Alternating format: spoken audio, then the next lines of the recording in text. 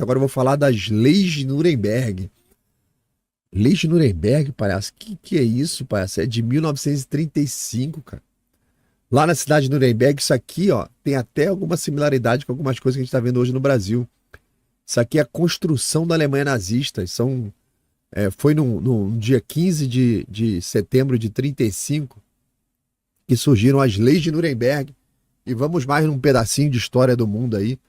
Na cidade de Nuremberg, ali na Alemanha, ó, essas leis revelaram para o mundo o verdadeiro rosto do regime nazista com as leis de Nuremberg, que depois teve o julgamento de Nuremberg, é outra parada. Eu tô falando, 10 anos antes. 10 anos não, quase 15 anos antes. Então foi nesse período, nesse conjunto de leis, que o regime ali do Bigodinho mostrou para o mundo, né, o racismo deles, o que eles vieram, né? Vieram para quê? Vieram para isso. Mostraram, cara, as leis terríveis. Então, foram essas leis que possibilitaram. Vocês vão ver aqui algumas coisas que eu vou mostrar para vocês que vocês vão entender a origem.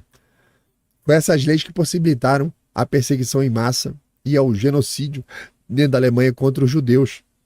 Então, a causa imediata dessas leis foi a obsessão nazista por pureza racial e o desejo que eles tinham de criar uma sociedade ariana, né? Então, sob essa justificativa, a primeira das leis que surgiram, a lei da cidadania do Reich, retirou dos judeus o direito de serem cidadãos alemães. Eu juro para vocês que eu vi em algum lugar, tá, da história recente brasileira, algumas ações do judiciário que tiraram a cidadania de alguns brasileiros que estão sem passaporte. Vocês já viram isso também? Eu acho que eu vi um gatinho. Eu acho que isso que o Hitler fez, alguém fez recentemente no Brasil, tá? Então, até então, os alemães judeus faziam parte da vida do país, da cultura do país, foram todos reduzidos a súditos, sem direitos de políticos, sem voz e sem proteção, tá? Mas o golpe mais duro veio com a segunda lei, a lei da proteção do sangue alemão. Não, era a lei da proteção do sangue e da honra da Alemanha. Puta que eu pariu. Então, nessa, os simples atos de você, por exemplo, amar um judeu ou uma judia, se tornou um crime. Pergunta pra essa galera woke aí, esses merda que estão aí na mídia, se casar com um bolsonarista deveria ser permitido ou proibido. Você vai encontrar jornalista dizendo que deveria ser proibido de se reproduzir. Vai encontrar. Então, casamentos ali entre judeus e arianos foram proibidos. Relações extraconjugais entre as duas raças era punida com prisão e humilhação pública. Pulou a janela do vizinho, comeu a vizinha judia, humilhação pública. Então, no país onde o amor e a convivência entre os grupos já era tão comum há tanto tempo, essas leis chegaram criando uma atmosfera de terror. Famílias inteiras foram destruídas, vizinhos se tornaram inimigos e o medo tomou conta de todas as comunidades judaicas. O bigodinho lá, sem vergonha, que está no colo do capeta, o desgraçado do Hitler, ao aprovar essas leis, deixou claro que o caminho da exclusão e da perseguição estava só começando.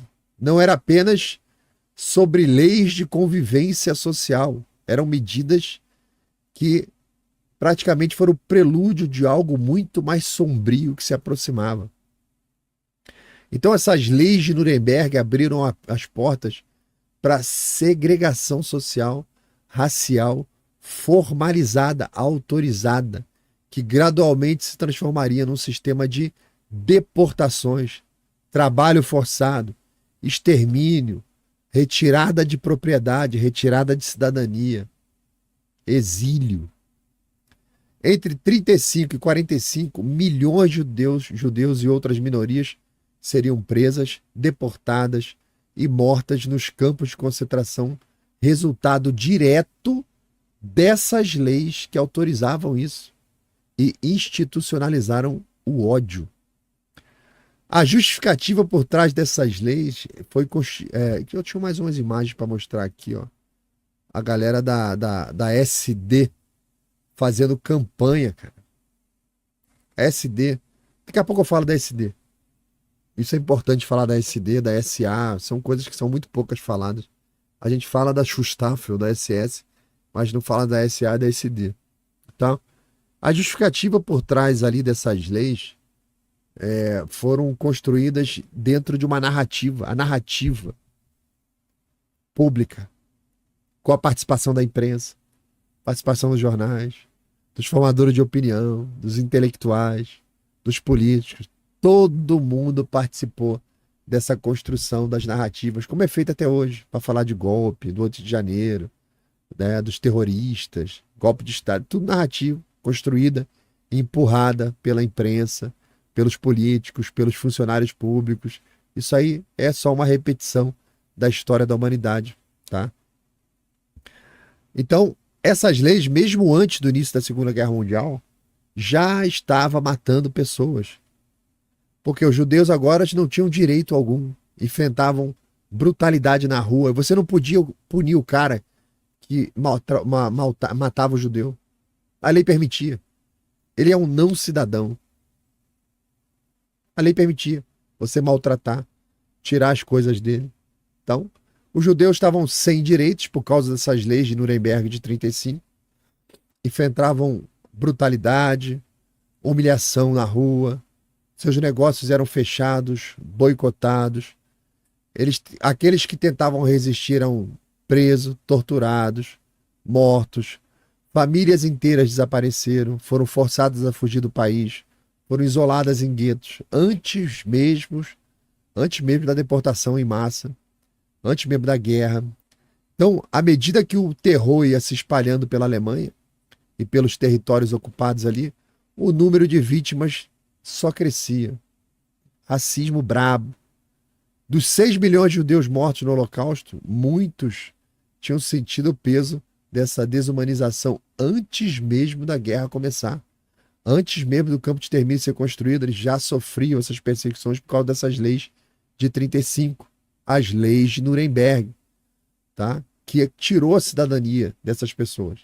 Então, o impacto dessas leis foi devastador e permaneceu aí como um dos exemplos mais cruéis de como o Estado pode usar a sua autoridade para legitimar a perseguição e o ódio. Ele legitima, cria lei, toda a máquina do funcionalismo público vai atrás para perseguir essas pessoas, tal como a gente está vendo hoje. Vimos a notícia ontem, Ministério Público e Polícia Federal estão querendo agora caçar as pessoas que usaram o Twitter. É a mesma coisa. É a mesma coisa. Então essas leis aí não apenas definiram a política racial do Terceiro Reich, mas também serviram como base para outras legislações segregacionistas e genocidas ao longo da Segunda Guerra Mundial. As consequências foram além do extermínio, trauma, morte, destruição de países, famílias. São gerações e gerações de gente marcada por essa perseguição. Muitas gerações. Então, a gente está vendo aqui, tá? A galera da SA fazendo boicote ali em frente à loja de judeu. No início, o Hitler criou essas forças da SA, tá? Da SD também, que são forças militares e forças políticas armadas dentro da Alemanha.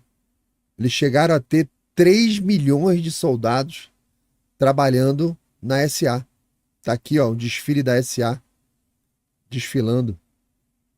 Soldados armados, soldados políticos, perseguindo os opositores do regime, perseguindo os judeus, perseguindo quem se levantava contra isso. Isso aqui, ó, é o que a Polícia Federal tá fazendo hoje. Tem um monte de amigo na Polícia Federal. Eles também estão putos com o que tá acontecendo. Essa galera, você ia falar lá na época com eles, falar, pô, tu só tô cumprindo ordens. Eles usavam uma camisetinha marrom. que inspirou Vargas aqui no Brasil, criou os casacas marrons aqui no Brasil, os Vargas. Tinha a tropa dele inspirada aqui, ó, na SA, na SD. Que é a tropa política, trabalhando contra o povo. Mais imagens pra gente aí. Aquelas grandes convenções que eram feitas, ó. Isso aqui em Nuremberg.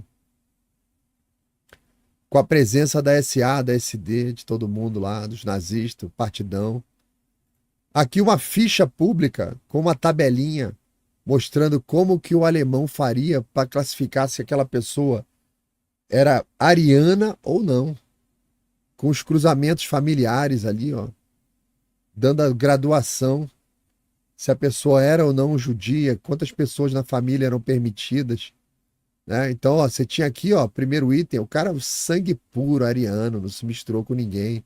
Aí aqui o cara encontrava um cara na família lá do meio do caminho que era judeu.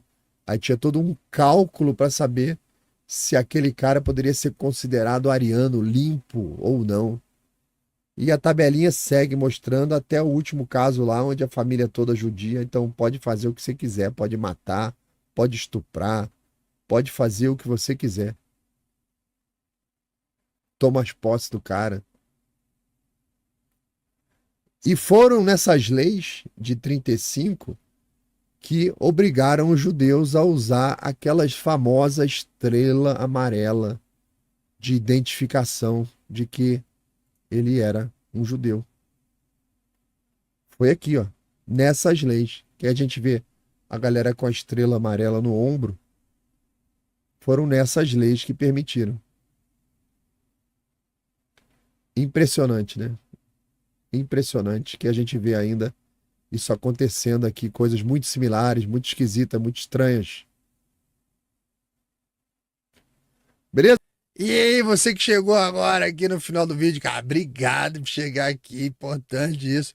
Curte, compartilha, se inscreve no canal, entra no clube de assinantes, faz o que você puder aí para ajudar o Palhaço a trazer mais notícia. Obrigado, tá? E bota no grupo da família, fala assim, olha o Palhaço. E você também pode mandar dica, se você acha que tem alguma notícia que você queira ser comentada, é só me marcar nas redes sociais, procura aí Laudelino RJ, bota no Twitter, bota no Instagram, vai marcando aí que a gente traz e comenta aqui. Valeu, galera, um abraço.